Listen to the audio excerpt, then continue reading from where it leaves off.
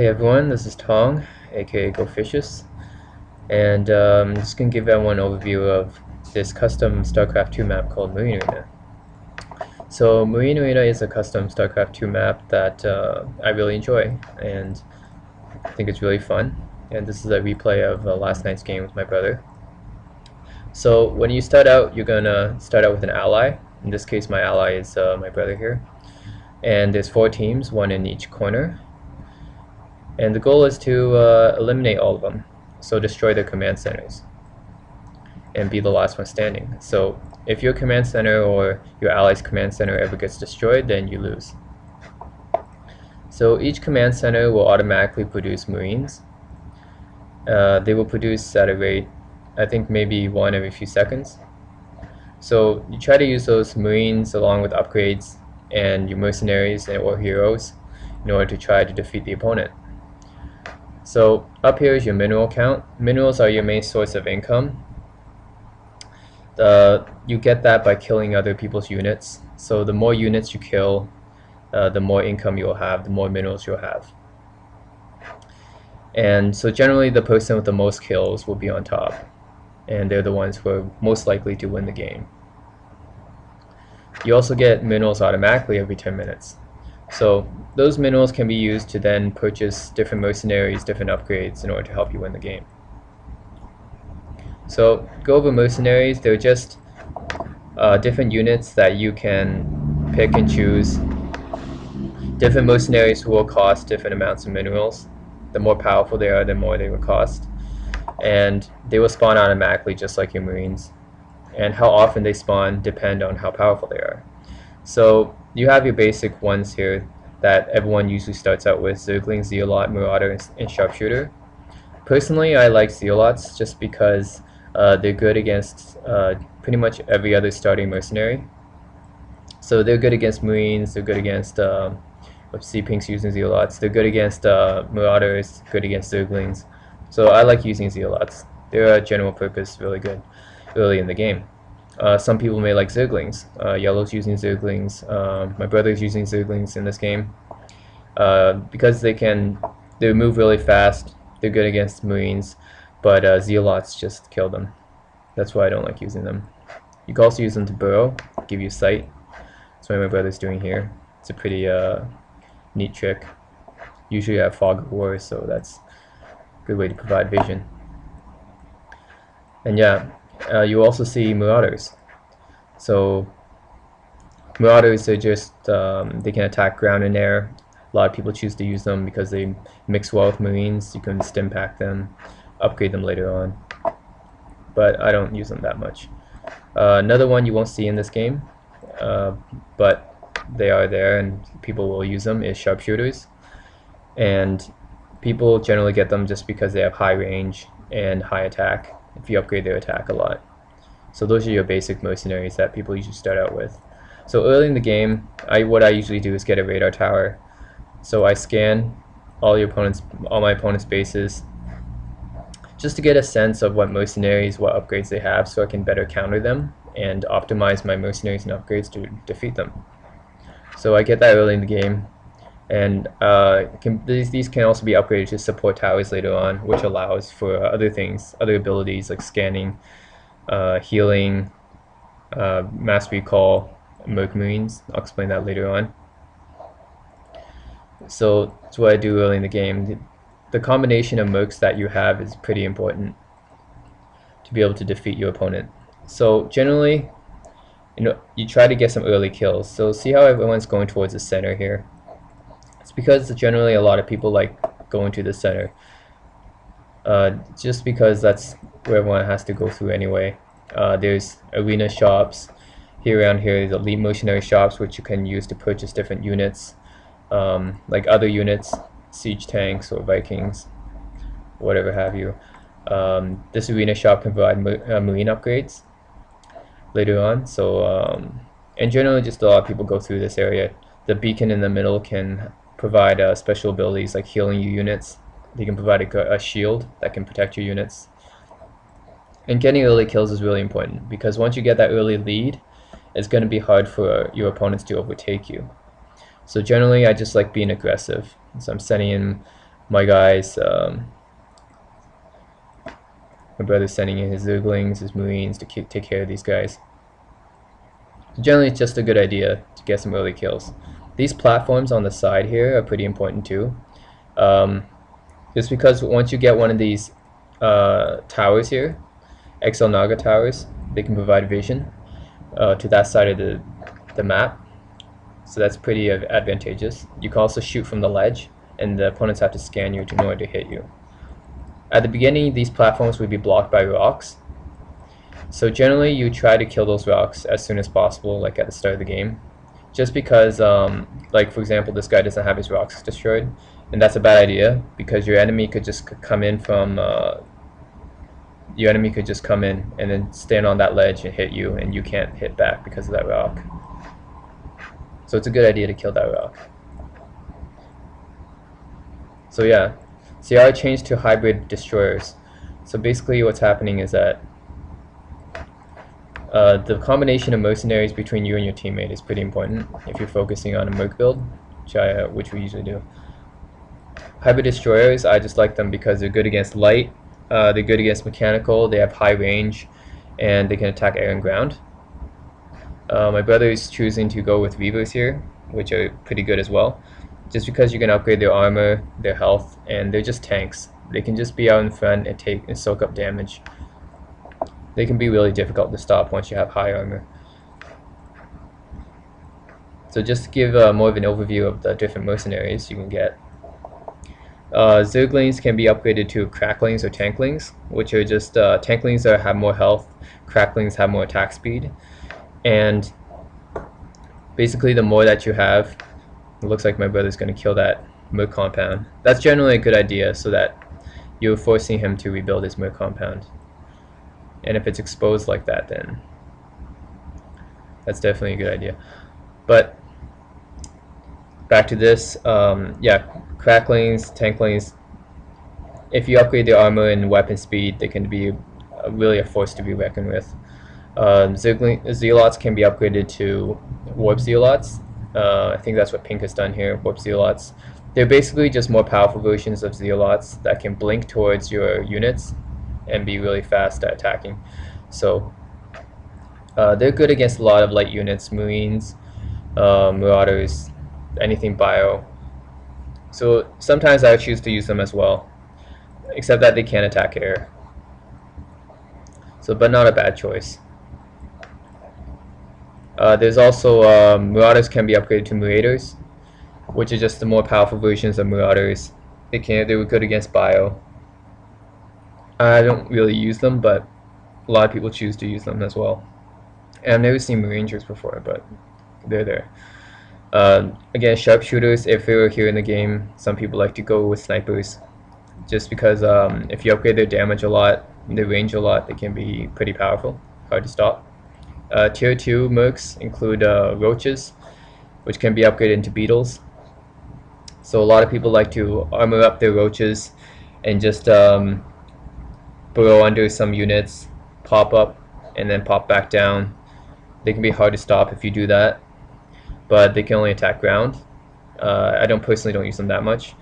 Fire bats, which can be upgraded into devil dogs. They can only attack ground as well, but they're really good against bio and light units. So if you see a lot of Marines, a lot of Hydralisks or Zealots, Devil Dogs are a good choice. If you upgrade their armor a lot, they can be hard to stop. And get their other upgrades like Plasma Burner and Flamethrower. Stalkers can be upgraded into Stalker Lancers. They can attack ground and air and ground. These guys are actually pretty good as well. Sometimes I choose to use them. They're good against bio, and they have double Protoss shields, which makes them really hard to kill if you upgrade them a lot. Hydralisks, good against mechanical, or not mechanical, sorry, armored.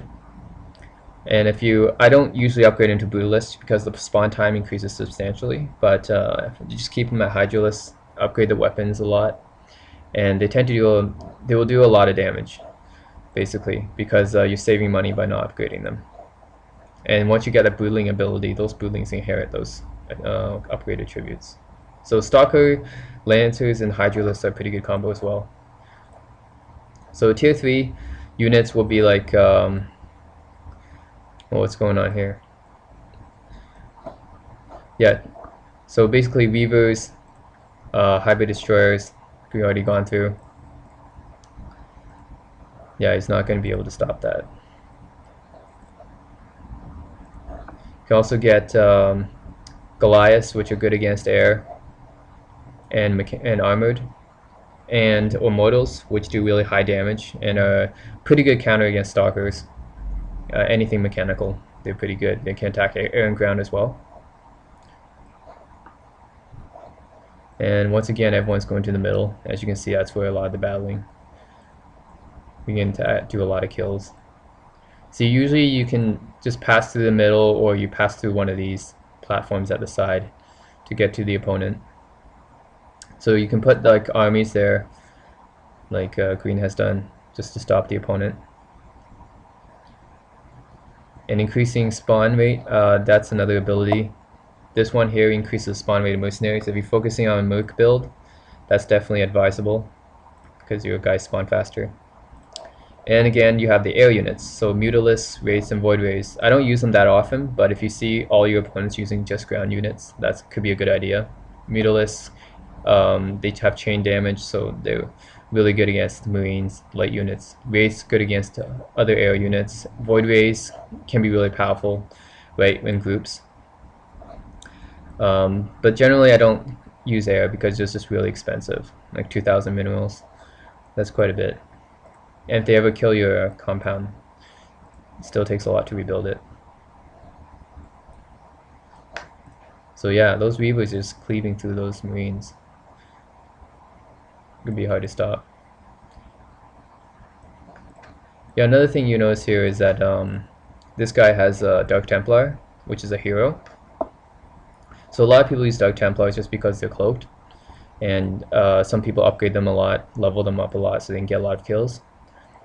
And I'll expand more on this hero ability. That's another build a lot of people go is heroes. So by the way, all your upgrades, mercenary upgrades, you can be done here. So you can upgrade your health, weapons, armor, and shields. The thing is that once you upgrade, each successive upgrade costs more than the previous upgrade. So in order to be cost effective, you should really balance them out, like I've done on my destroyers. However, a lot of mercs, like the Weavers for example, they just do a lot better when you upgrade like one specific thing, like armor for example. Weavers are really good when you upgrade their armor because they have an ability that increases their armor by 50% when attacking. So most of the time it's good to balance it out, but sometimes you'll have different mercs like Weavers or Hydralisks for example that are just better with one type of upgrade. Marines are another one. Most people just upgrade the weapon damage on Marines and that's it. They don't upgrade the armor or the shields at all. Just a straight upgrade weapon. So you can do that, upgrade Marine weapon. Sometimes the health, if you're using stim packs a lot, it's a good idea to upgrade the health. You can increase the spawn rate. And generally in the late game, people will start upgrading the Marines. The reason not to upgrade in the early game is just because they require a lot of minerals. Yeah, but it's usually a good idea to upgrade them later on in the game when you have minerals that are probably too costly to upgrade your mercs later on.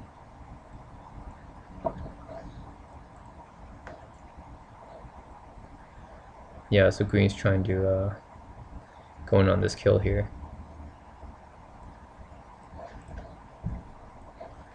Yep, so at this merc shop in the middle, you can upgrade your marine range and your marine attack speed. Upgrading the range is really advisable because you don't want your marines to be outranged. So that's an upgrade I definitely suggest, is fully upgrading the range. And I wouldn't suggest increasing the spawn rate until you do, because your marine bounty is going to be higher once you do that. It looks like my brother's going in for his merc compound and killing it again. Again, if you see someone's merc compound left open, it's a good idea to snipe that, just so that you force him to rebuild it. I think we're going to get his other merc compound too. That's almost dead. Pink's going in. Yep, so that's dead. So one thing that these command centers all have, you see that? what happened is that he used a savior. So each command center has 2 saviors. They can be used as a last resort. So each team, in the classic game, each team will have 4 saviors. Each command center has 2, and they basically just kill everything around the command center. Destroys, because of high attack speed and high damage, pretty much impossible to kill. But you can only have 2 per command center unless you buy more, which is usually inefficient. So we killed that. We're doing pretty well this game because we got an early lead. This game is usually going to be it's going to be over pretty fast. We already killed this corner. This corner's done now. So only this one's left. So yeah, back to heroes. So some people choose to go hero build. So there's Commando. Some people use those Thors, which are good against air. Brutalisks, which have the special ability just to retreat and they regenerate health. Infestors, which can upgrade into Queen Festers, which is good against bio units because they can infest them in Tunnel and Burrow. High Templars, which are really good if you level them up. You can Sidestorm and do a lot of damage. So Sidestorm is good against pretty much anything. So some people choose to do that. Dark Templars, which a lot of people use. Colossus. One of the things is that if you level these heroes up enough, they can merge into an Archon. So the Dark Templar, High Templar can merge into an Archon, which are pretty much impossible to stop, but they require a lot of minerals because you have to level them up.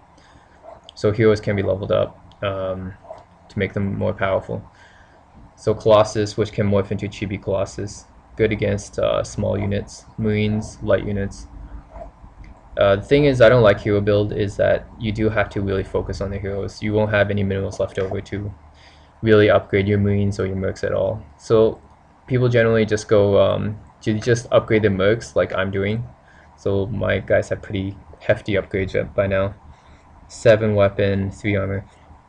So it's a pretty hefty upgrade. So I'm just focusing on Mercs. Some, like my brother, they will focus on Marines and Mercs. So his Marines 6 weapon and his Reavers are pretty powerful. Right? I didn't upgrade my Marines at all. Other people just focus solely on the Marines. But usually I don't like doing that either. I like doing Mercs or Merc and Marine. And other people do just heroes. So it's really just depending on your playstyle. Personally, I've always just either done Mercs or split between Mercs and Marines later on in the game. So now we're trying to kill this this last corner here, which shouldn't be too hard because we have more kills than them. Generally, the person with the most kills is the one you have to be afraid of the most because they have the most minerals, therefore the most upgrades, and probably going to kill you. This guy has a battle cruiser. I don't know why. And he has 7 weapon. That doesn't matter much because each of my Hydra destroyers have 7 weapons, so I'm not really afraid of that, and I can attack air too. So these battle cruisers can be just hired from this elite mercenary shop. I don't use it that often because they only give you 1 unit. Well, a bunch of units one time. But another thing that you can get from them is Merc Marine. You can also get it from Support Tower, but it's a quick way to kill the command center if you have really highly upgraded Marines. So what you do is just scan their opponent's base, drop in a couple Merc Marines. Merc Marines are just upgraded version of Marines. They last for only a few minutes, I think.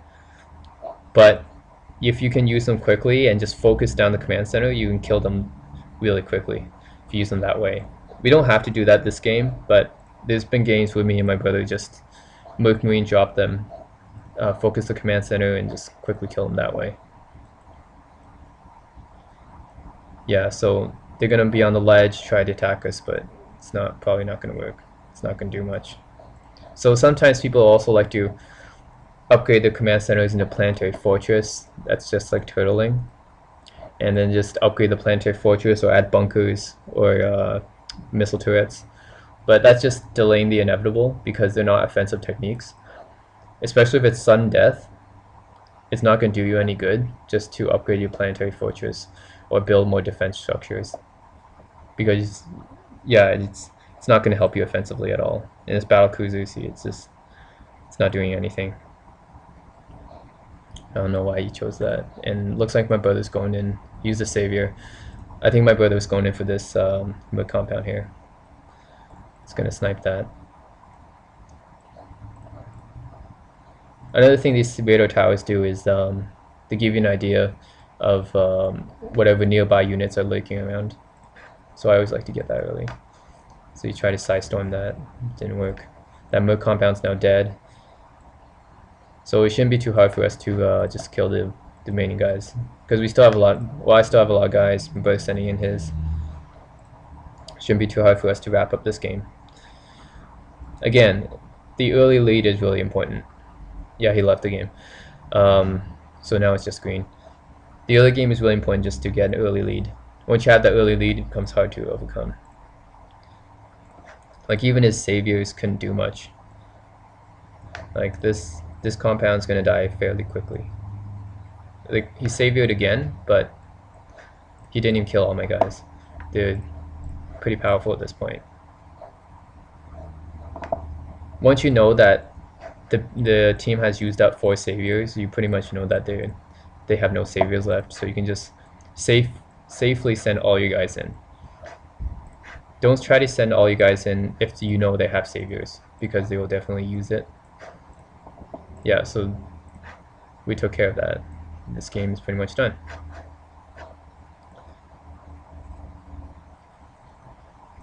Yep, and that's the basics of Marine Arena. It's a strategy, and hope you guys enjoyed this video.